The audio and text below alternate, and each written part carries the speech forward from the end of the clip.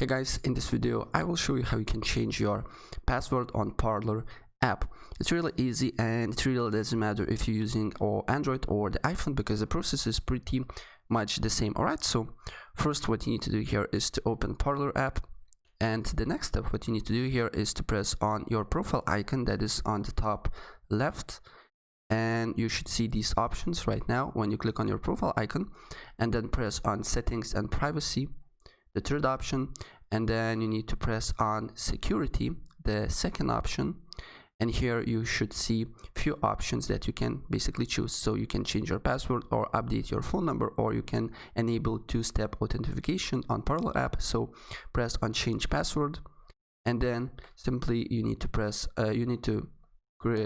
put your old password here, and then you need to put your new password and confirm new password, and after that there is continue button that lights up red, and then you basically press continue and change the password. Alright, so guys, that's pretty much it. If I help you out, please press like button and subscribe for more. Take care, bye.